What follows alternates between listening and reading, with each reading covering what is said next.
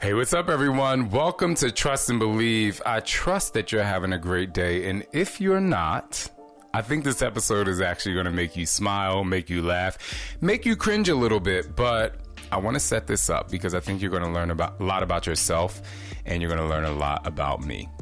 I want to set this up because I think you're going to learn a lot about yourself and a lot about me too. I put on my Instagram stories for you all to ask me a question that you think would make me very uncomfortable. And so if you don't know me that well, my name is Shaun T, and Shaun T is definitely a person that likes to get uncomfortable. I love being uncomfortable. I think it's incredible and amazing. And for the most part, if someone asks me a question or brings up a topic that I believe to be authentic, even if it's a little far left or right, I'm going to answer it because I think that so many people out there have so many things percolating in their brain that they hide. And if someone gives them an opportunity to ask it, then they ask it. And so I'm going to do that. So strap on your seatbelts because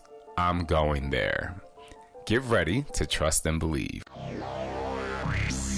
Somebody say hell yeah! What's up? He's better than Oprah. Come on, y'all. This is Shaun T, and it's time to trust and believe. And I'm going to get started right away. This is going to be a 2-part podcast, and I think it's going to be super fun. So here we go. I'm starting with question number 1, which is a pretty easy question. It says, do you ever have to discipline your boys? And if yes, how do you do it? This will be fast and easy. Yes, definitely discipline. I think is very necessary. First, we have a 3-step process. First, we talk to the boys. We say, why are you crying? Or why are you upset? Or why did you do that? You know, because we truly believe as parents and as adults, a lot of times it's never the thing that you're expressing your anger at. It's another thing. And I talk about that in my book. It's never the thing. It's the thing. So we always ask them, we try to get to the root of the problem. Because with children, a lot of times it's not that they're like angry or mad. They're hungry, they're tired, they're bored, they're not getting enough attention. It's always, not always, but a lot of times it's something else. So we first talk to them. If they're hitting or being rude or being mean, so my kids, if they hit me, I hit them back the same way. And some people are like, I can't believe you do that. If Silas, he loves to hit. So if he comes and hits me on my leg and it hurts, or if he's mad or Sander hits me on my chest, I don't hit them with full force, but I hit them back enough to know that if you hit me or if you hit somebody in the real world, you're going to get hit back. Now, I don't go up to them and spank them if they're doing something bad. I don't just walk up and spank them. I only hit them if they hit me. Some people will say, oh my gosh, that's so bad. But Silas will come up. He'll be mad sometimes and he'll just like, he doesn't do this anymore, but he'll hit you. And so his hit will be hard for him, but most of the time I'll just go and I'll just hit him back and he just starts crying. I'm like, listen, you hit me, I'm hitting you back. So, but if they're being obnoxious and just whatever, we kind of have to figure it out. We do have a timeout rule and we set a timer. We also tell them they are allowed to cry. We let them cry, but we don't let them whine. If they're whining, we tell them you have to express to us what's wrong. Because if you're fake crying, then that means you have the wherewithal to express to me how you're feeling. And our kids speak very well. And they express themselves and they know emotions. They really know how to describe how they're feeling. So But sometimes they get in timeout. First and foremost is we find out what's wrong and we deal with the real issue. Sometimes they're crying because their brother won't share or things like that. And a lot of times we let them work that out on their own. We talk to both of them. We ask if the other one wants to share, and if they say no, then we say brother doesn't want to share right now. And if they proceed to cry, we kind of go through the step-by-step process of what is it really, because most of the time it's not even that your brother doesn't want to share with you because you weren't even thinking about the thing that he has before he had it. So it's a big process, but we definitely speak to them first. Oh, someone said, any more kiddos? This is very interesting. So yeah, I'm filming this on Valentine's Day, and yesterday, no, they're one of their nannies and I were talking, and Scott was on his computer in the kitchen, and I said, we were just talking about kids and how old they are, and I purposely said, now I think I would have more kids because our boys are a little older and I feel just like much more successful as a parent. And I was waiting for Scott to snap his neck and turn around, and he didn't. He actually turned around and kind of did one of these, shaking of the head, nodding his head. So I just thought that I was like, oh my goodness. And then we spoke a little bit more, and I was like, I think if we did have more children, I'm not sure if I would want to have twins again, but I would definitely want to have a girl. It was a whole conversation where 6-9 months ago we were like, hell no more kids, and now it's just interesting to talk about it. Not sure if we're going to do it, but we still have embryos left, so that's really exciting. If we were to do it, it would be a big discussion and we have to really talk about it. But I like when Scott and I have conversations like that and we don't just like throw it out the window, right? We don't throw our wants or the other's wants or desires or ideas out the window. We actually get to really talk about it first and make a really great decision. That's one of the strengths in our relationship. So I'm very interested to see where this conversation goes. And I'm not going to bring it up. Usually I'm the one that reminds him, remember we spoke about this, and this time I'm not going to do that. I'm going to let him bring it back up to me. Okay, so this is a question that it's an adult question. So if you have kids in the car, I'm going to give you 5 seconds to push pause and listen to this later. Or if you're watching this and your kids are in the room, I advise you to put AirPods in or something like that so kids don't hear, because it is an adult question. 5, 4, 3, 2, 1. So someone asked, do you have oral sex?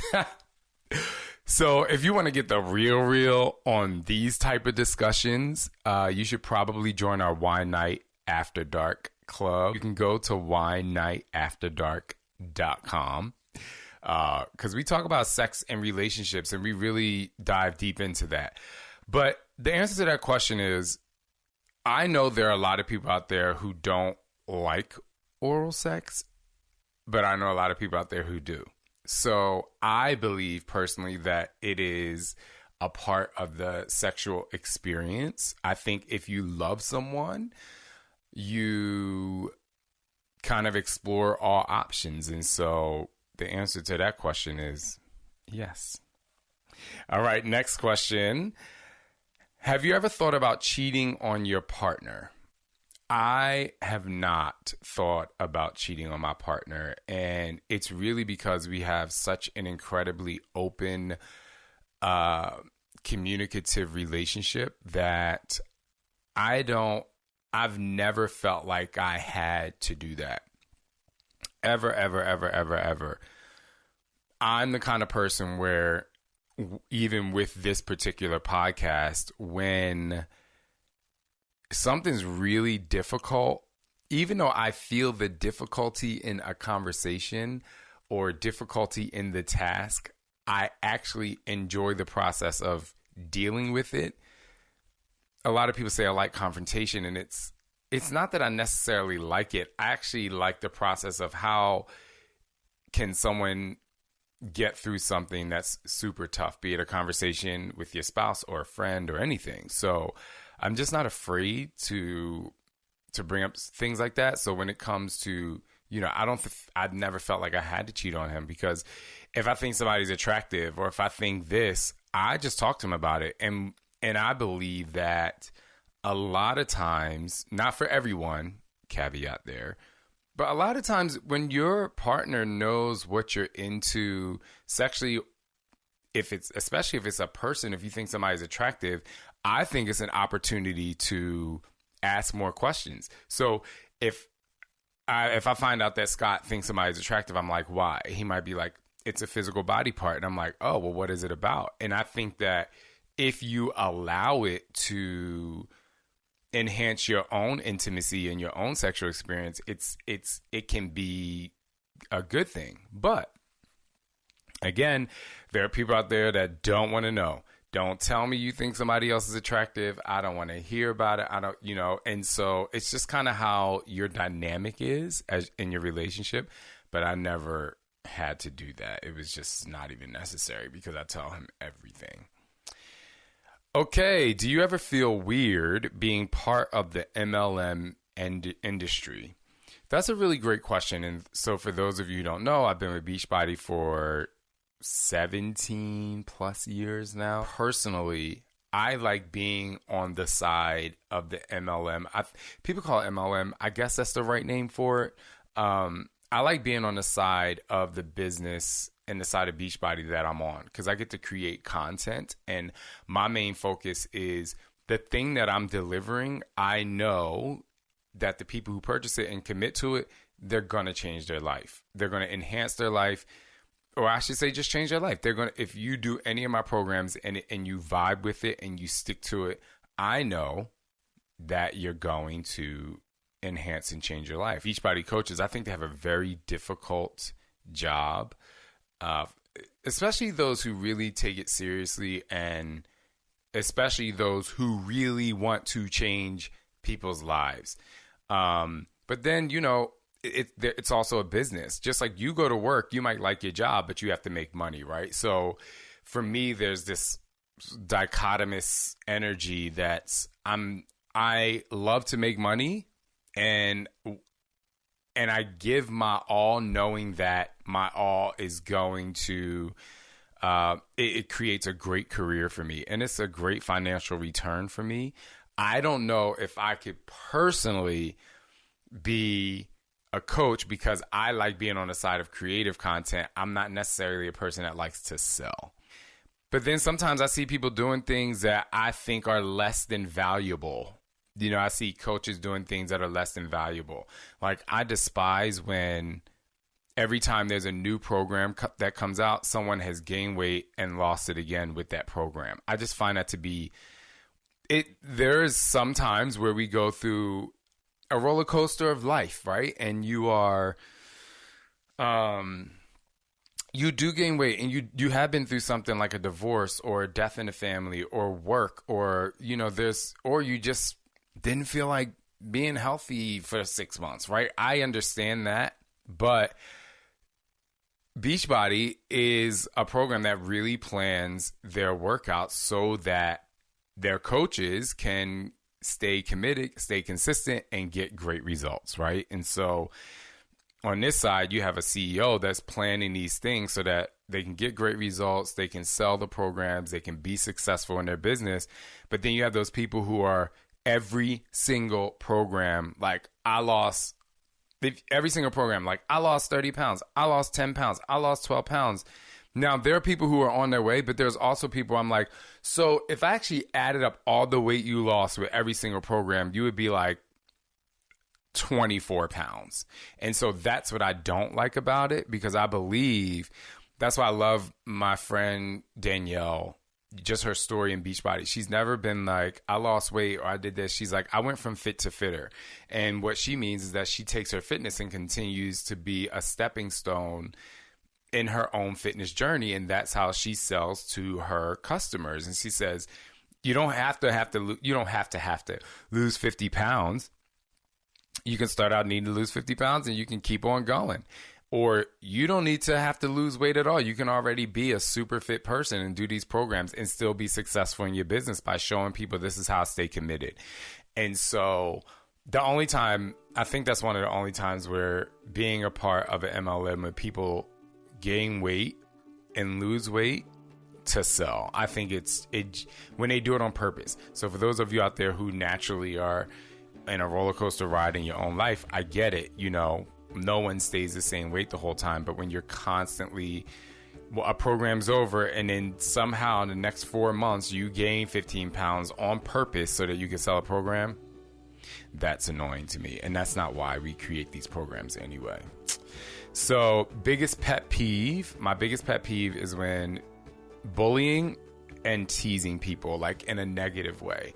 So let's say me and all of my friends were at dinner and we're all sitting around a table and one person either, you know, maybe they were less than positive, or maybe they had something happen to them, or maybe, I don't know what it is, but if everyone starts to pick on that one person and be like, well, you need to change and you need to do this, and everyone jumps in to like continue to beat that person down, I fucking hate that, because I just believe that there is a way to express, you know, exactly your feelings, but there's always a way to lift someone and boost someone up. And in addition to that, I think the thing is, we've all made mistakes and we all needed to change. We all needed a personality transformation at some point. We've all needed just a swift kick in the ass, you know, that took us from being an asshole to being a better person. Literally right now, there's this huge thing happening on TikTok. And I don't know if you all remember my interview with the woman Only JS. She's 21 years old. She used to work at Best Buy. She was making TikToks at Best Buy. They fired her from Best Buy and she continued to make TikToks. And now she has about 10 million followers. Well, something came out where she was in some sort of DM message exchange and she used the N-word, and it was terrible. She's a few different words within that message to said person. And so it came out, and I think there was allegedly someone said that she said it was Photoshopped to try and deny it. And so there was this huge thing where it was like, address it. So then she came out and she addressed it. And there are all these influencers that are bashing her and like, I never liked you anyway. And they're taking the opportunity to express. Now, am I happy or even remotely moved in a positive way that she used the N-word and some of the other things she said? What she said was absolutely terrible. I mean, you know, it was terrible. And she's someone that I had a conversation with, and I really enjoyed, you know, having that conversation with her on the podcast. Now, in no way, shape, or form am I making excuses for her, but that happened when she was 16. She's 21. It was 5 years ago. Do I think it needs to be addressed? And do I think she has some explaining to do? Absolutely. Do I think that everyone should forgive her? No. But me, I'm like, okay, we have two ways to think about this here.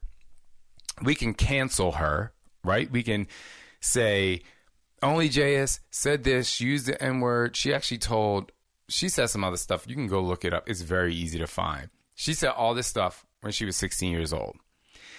I want us to think about something for a second. How many of you out there grew up in a household, and I don't know if this was her household, but how many of you grew up in a space, in an environment where using derogatory terms toward another person or toward another group was okay? Let me tell y'all something. I would say that a good percentage of the population could have come from a household where your parents used those words, and you have used those words before. The problem is you probably use it in a group of friends, right? And no one's ever knew you said that. You said it before, but no one ever knew you said that. But over the last 10 years or so, or 15 years, you've changed. You're like, oh my God, I cannot even believe that I would think of something like that or say something like that. And so I think that a lot of times this cancel culture thing lets people express their perfection. They're like, I would never do that. Well, you would never do that, but you did some other shit. And it just so happens that she's in a public I. And so when you say something like that, or when you write somebody something like that and you get famous and the message that you wrote and there's proof and it comes out, these are repercussions you have to deal with. I am in no way, shape, or form excited about it. I was very disappointed. But, you know, for me, my discussion with her would be like, let's, you know, it's like, do you feel like that now? Are you being fake? Or, you know, I would have a conversation with her about it, because I think that's the best way to go about it. Only because I've done some shit in my life. And I've said some stuff in my life that none of y'all have heard me say, and there was no such thing as a DM that I may have said at 17, 18, and being 42 years old. I go back in my brain and I say, I can't even believe I would say something like that or do something like that. Again, no excuses, but the message here is that, are we going to beat somebody down, or are we going to fix them? Because there's a difference between fixing somebody and saying get your life, and then just cancel them out. It's like, you should lose everything. You should go to hell and you should die. When y'all motherfuckers said some shit that was way worse than what she said, but you didn't have a DM with it, but you changed, and it's in your soul and it's in your body. Like, but you know you changed, but now someone else isn't allowed to change within the last 5 years. So it's a really tough decision, because I understand where both sides are coming from. Obviously, as a black person who has sit-ins and has been discriminated against, it really pisses me off. But, you know, at the end of the day, there are going to be racist people in the world, and the Black Lives Matter movement, in my brain, like my personal Black Lives Matter movement, is to help those people who call people the N-word and discriminate against women, black women, and trans and gay people, is to help them understand that we are human, so that they have a learning curve. They have a process to learn to curve their thoughts, so that on the other side, we can have them at the cookout, right? Because if you're just going to hate and say, I'd rather help change your perspective of what black people are than just say, I hate you and you should lose everything. And you should continue to hate me because I'm just going to make you feel like it's super horrible. I'm going to try and change your thought process, not try to cancel you. That was really tough for me to talk about, because I really like Only JS, and that was really sad for me. That's why I don't like bullying or beating people down. That's my pet peeve, because I'm like, okay, there's enough is enough. How are we going to change this person's perspective, or how are we going to help them get better? You know, I don't think we should do, like, there are people who, sorry, I'm harping on this, but it goes deep. Let's take, and this is probably really far left, but let's take someone who had a kid murdered, right? A lot of moms and dads who have had a child murdered by someone, they go and saying, you know, I have to forgive this person. And everyone's like, how the fuck can you forgive someone who murdered your child? And I think a lot of times, and this is where I may understand them, it's like, you have to carry hate. You can either continue to carry hate, or you can help that person change, even if they're going to be in jail forever. It's like, to never do it again, and you have to release that anger. Some people aren't like that. I understand that there are many different sides to how people process something, and it's never happened to me. But I'm just in the business of, okay, so how are we going to heal myself and make this person not think that way again, or understand? And if I have to be the one that has a conversation with Only JS, and I'm like, okay, I'm going to ask the tough questions that everyone else is asking, but how are we going to move forward? And have you really grown? You know, moving on. The most illegal thing I did is probably smoke weed when it was illegal. That's easy. How often do you wash your underwear? I wear my underwear.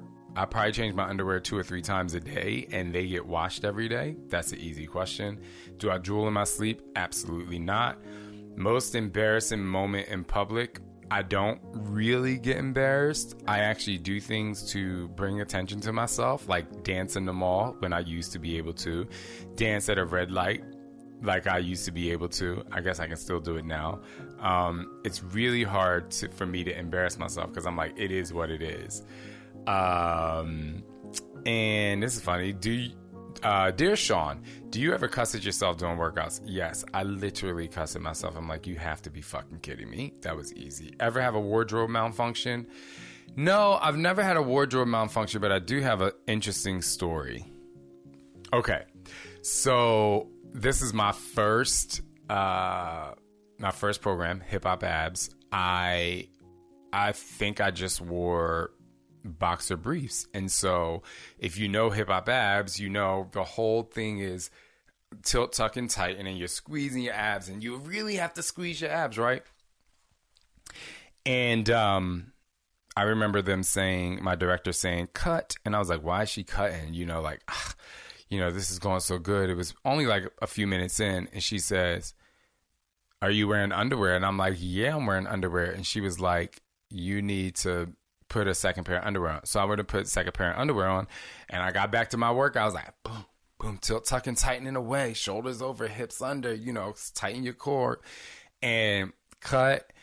And they were just like, it's just plopping through your pants. And so they literally made me, I had to wear 2 pair of women's tights. Now, this is at a time where there wasn't a lot of men's compression pants, so it was very uncomfortable because women are built differently than men down there. Men's tights are built and designed so that there's a compartment where our junk fits in there. Women's doesn't. It's women's tights, at least at the time. I haven't obviously worn them in a while, but they just kind of have a seam going up the middle. So I had to put everything to one side. So when you see me doing Hip Hop Abs, I was really uncomfortable because all my junk had to go to one side on the side of a seam. I know that was probably a lot, but it's so freaking true. And every time I would finish shooting, I would just go in my dressing room and pull my pants down and stand there for a little bit because I was like, oh my gosh, now I can breathe again. All right. I have 4 more questions for you, and then make sure you come back next week for episode 2. My worst habit is filing my nails with my teeth and on purpose, like spitting them out. And this is so nasty. I know a lot of people will probably be like, I'm never listening to you talk again. I can't take you seriously. But I know it like annoys Scott so bad.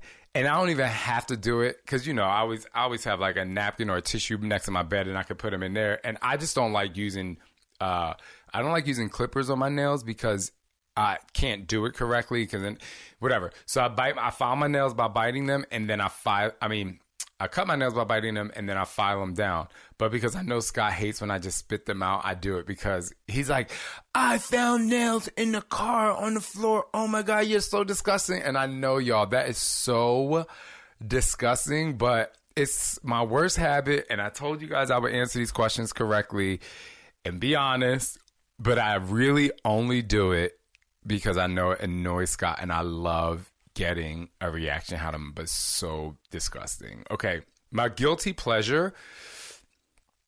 I don't think as guilty pleasure I don't really have, but I think the thing before I realized that there were so many people that I knew that were interested in true crime, I really had a guilty pleasure of watching HLN, like Forensic Files, and I love, as you all know, Crime Junkies podcast.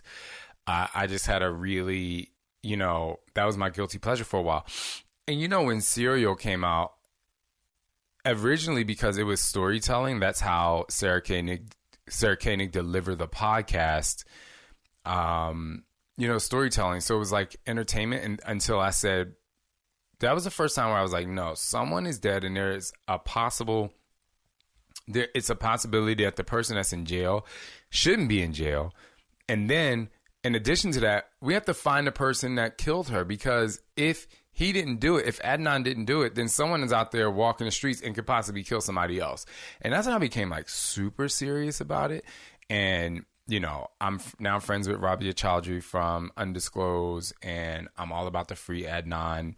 And I've donated to the GoFundMe. I'm a huge supporter of him. And so I know there's a lot of people out there that have different opinion than me, but that's the side that I'm on.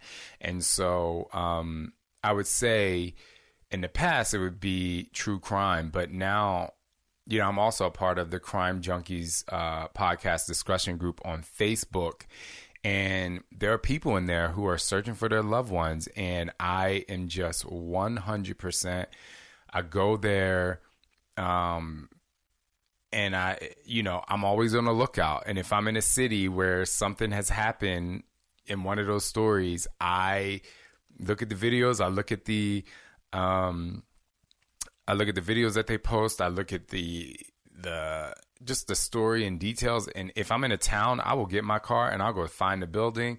So a lot of you don't know is when Serial came out, and I did become friends with Rabia Chaudhry and the cast of Undisclosed, I went to Maryland and I went to Leakin Park and I went to that Best Buy parking lot and I was at the school and I did the whole thing, and I became friends with Bob Ruff, who I absolutely love, who did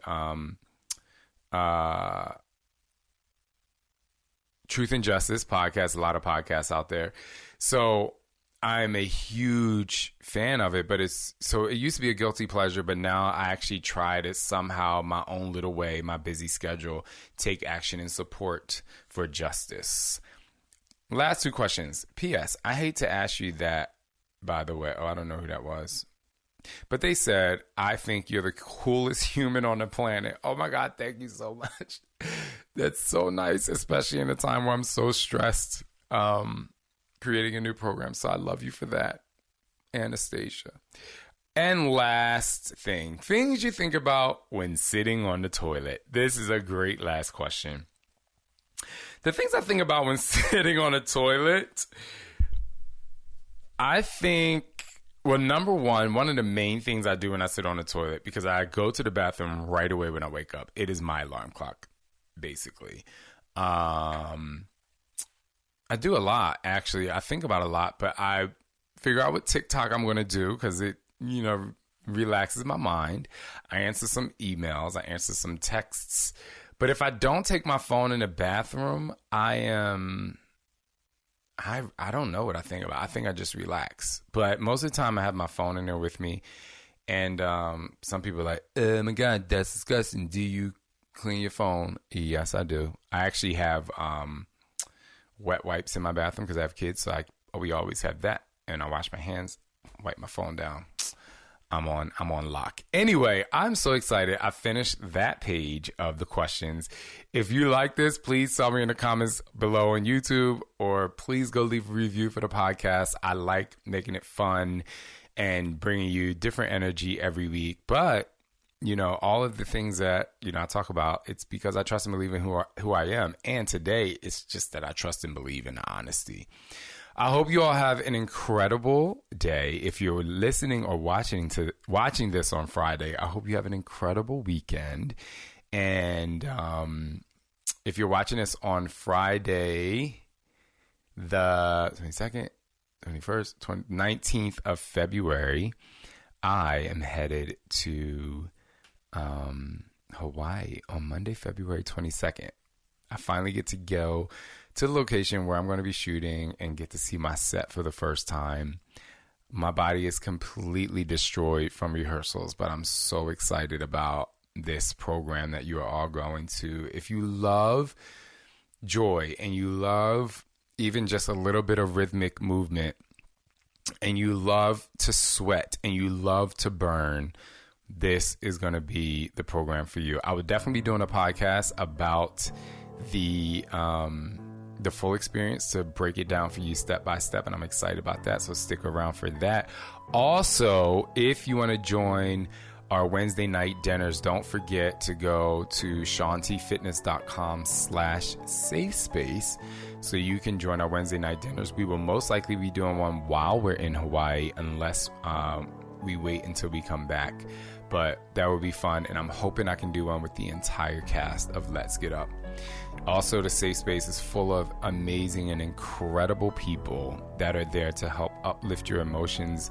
It's a group where we, it's kind of like what happens in Vegas stays in Vegas, and it's an open and free space to share the things that are going on in your life. So hopefully you can join that, and you'll get access to some of my courses that help you just kind of push yourself forward. Anyway, thanks for tuning in to this episode of Trust and Believe, and I'll see you very soon.